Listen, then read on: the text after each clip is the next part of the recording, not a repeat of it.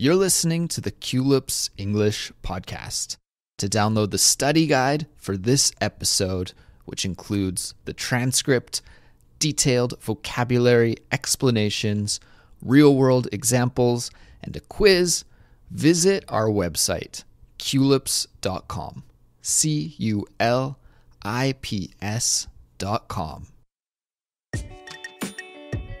Hey, everybody. My name is Andrew. And I'm Kassy.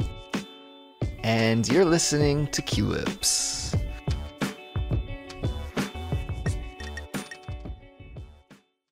Hey, Kassy, how are you? I'm doing good. How about you? I'm doing really well. Kassy, I woke up this morning quite early and took a train to Gwangju, where you live. Mm-hmm. It took about 2 hours.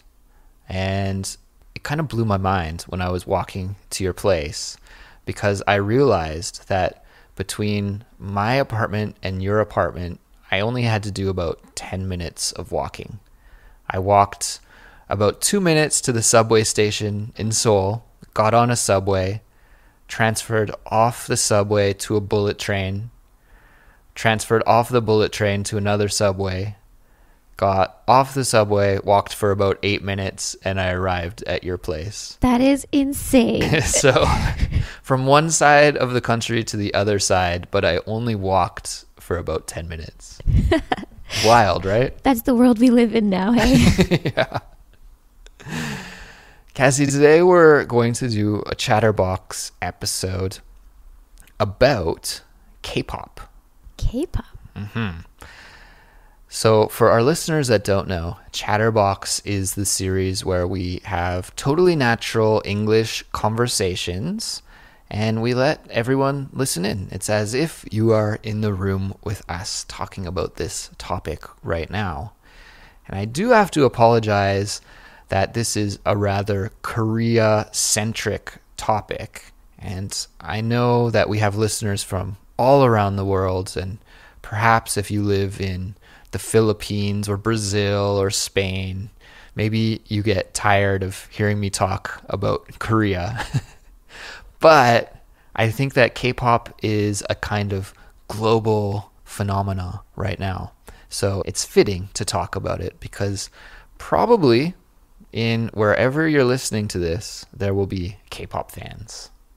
So Kassy, we'll talk about K-pop in just a moment, but before we do that, I would like to let everyone know that there is a study guide for this episode available on our website, culips.com.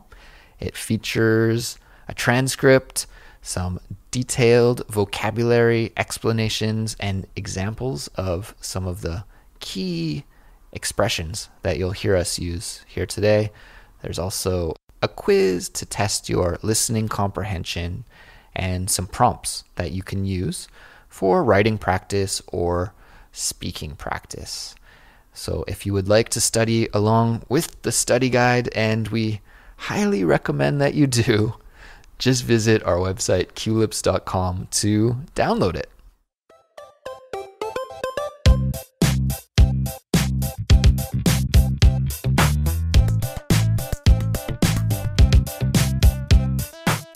Okay, Kassy, K-pop. Let's start with a definition. It's always a good place to start. Okay. How would you define K-pop? Well, K stands for Korean. Yep. So Korean pop. Mm-hmm. I would define it as a series of idols, which are famous young Korean men and women who study and train incredibly hard from age 13 to become these singing legends in Korea. Legends. Yeah. So K-pop is a genre of music, but I actually think that it's more than music.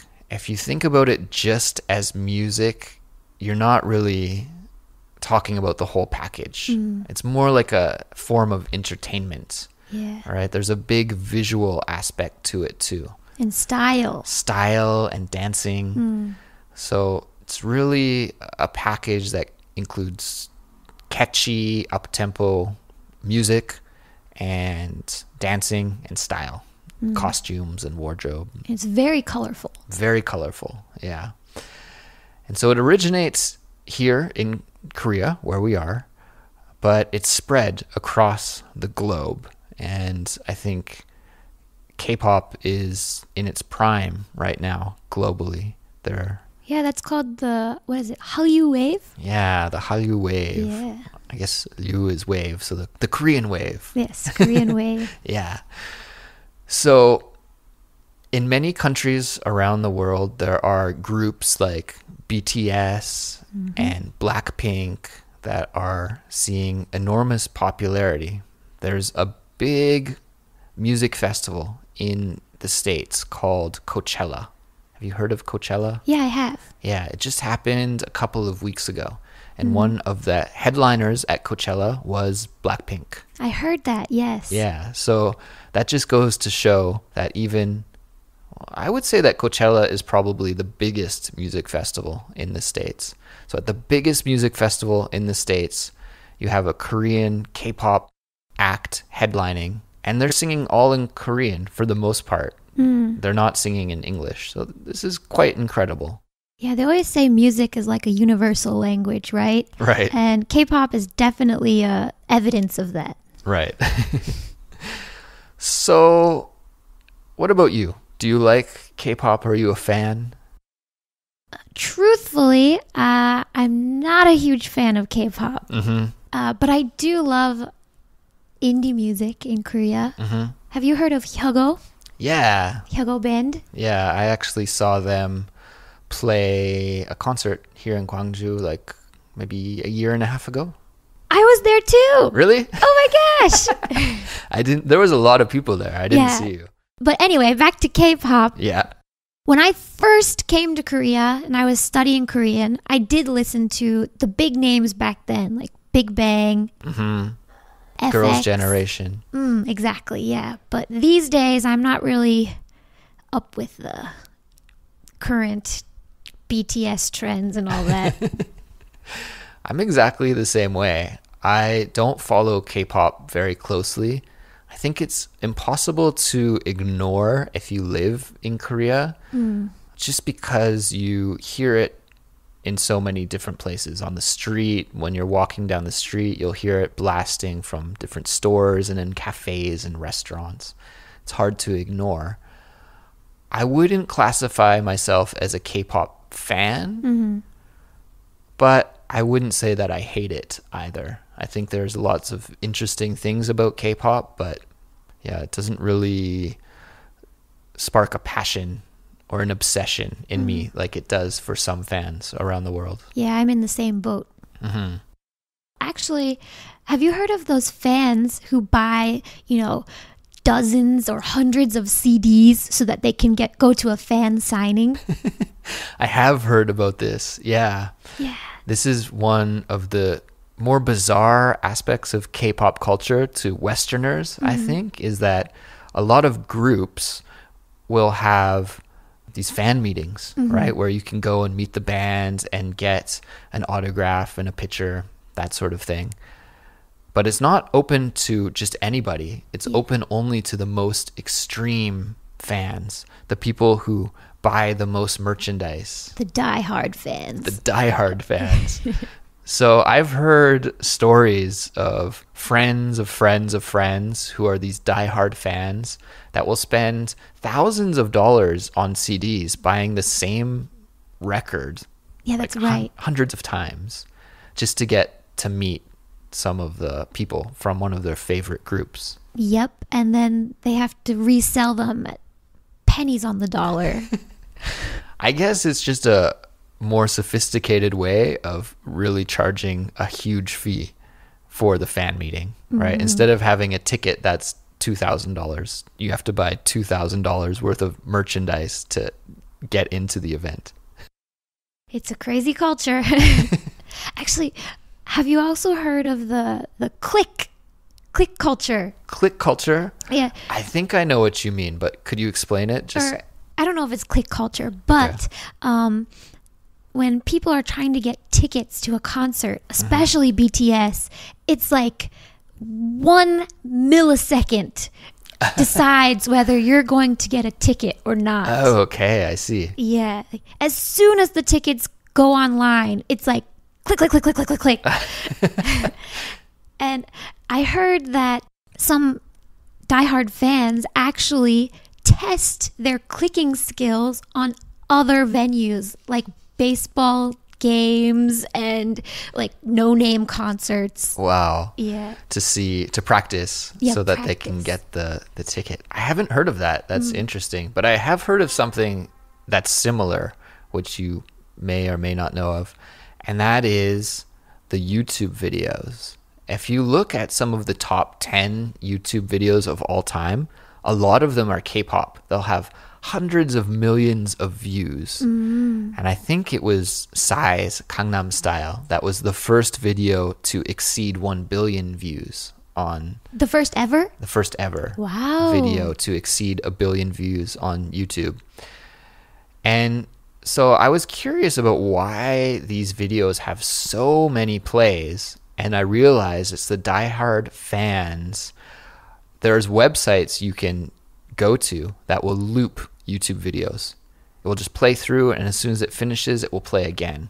And these fans are playing the video all night while they sleep. They'll put their speaker on mute and then just have the video loop over and over and over and over again, like all day or all night. And so although these videos look really popular, and they are popular, their numbers are artificially inflated because of these looping bots that people are using. Wow, yeah, I've never heard of that. So K-pop fans can be quite obsessed. I guess that's something that we've uncovered. Another interesting element of K-pop that I've noticed is its influence on the English language. Because K-pop is a kind of global phenomenon, like we've talked about, people are talking about K-pop online in either Korean or English. And I've noticed that there's a lot of kind of specialized slang that is used to talk about K-pop that we don't use in any other style of English. What kind of things? For example, I'm gonna quiz you, okay? I'm gonna say a kind of K-pop slang, and I want to know if you know what it means. Okay. Okay, bias. If you have a bias, what does it mean? Who's your bias? Yeah, that's like your favorite idol Right. among the K-pop Yeah, community. exactly. Your favorite star, your favorite idol is your bias. And we don't use that word to mean favorite in any other aspect of English. I think it's only in K-pop. You're right. I didn't think about it. Okay, next one. A comeback. That's when a lot of male members have to go to military service in Korea. So I heard that if they leave and the band breaks up for a while, they have a comeback tour. Yeah, you're essentially correct. You're close. Yeah. Because we actually have this expression in English too, a comeback, right? A pop star can make a comeback. But the way that we use it in English is if the pop star has disappeared almost off the face of the earth for a long time, like 10 or 15 years. Nobody remembers them really, and then boom, they're back with a new album and a new start to their career. But in K-pop, every time that an artist releases a new record or a new CD, then it's a comeback. Okay. Okay, so it's like maybe, for example, Blackpink, who we talked about earlier. Yes. If they came out with a record 6 months ago, and then right now, if they came out with another record, we'd say it's a comeback. It's kind of just trying to hype up the publicity as much as you can. Exactly.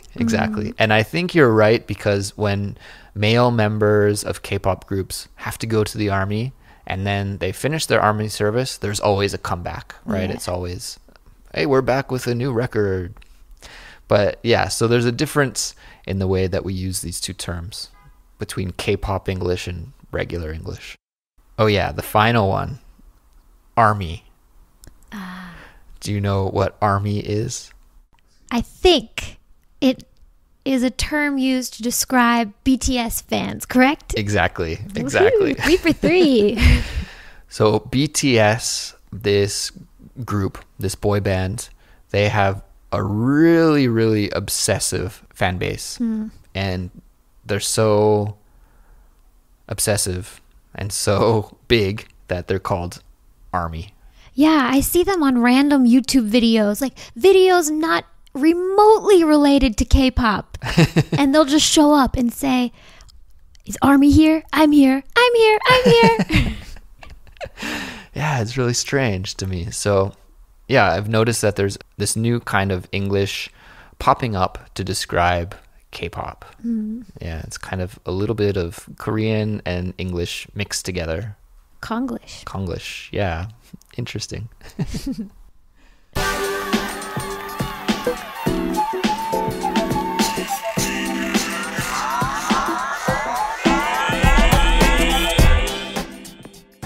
Well, Kassy, I think we will leave it at here for today. Before we wrap up, though, I would like to remind all of our listeners that there is a study guide for this episode available on our website, Culips.com. And I would encourage you as well to send us an email and let us know about the K-pop culture in your country. Are there people in your country that listen to K-pop? Is it popular? I have the gut feeling that it is quite popular all around the world, but maybe I'm wrong about that. So send us a message and let us know. Our email address is contact@culips.com. Also, do us a favor, please, and subscribe to the Culips English podcast on your favorite podcasting service. It would really help us out a ton. You can find us on Apple Podcasts, Spotify, Google Podcasts, whatever service you use, we will be there. And same goes for social media. YouTube, Instagram, Twitter, Facebook, you name it, we're there. Search for Culips English Podcast and give us a follow. That's it for us. We'll be back soon with another episode, and we'll talk to you then. Goodbye, everybody. Bye.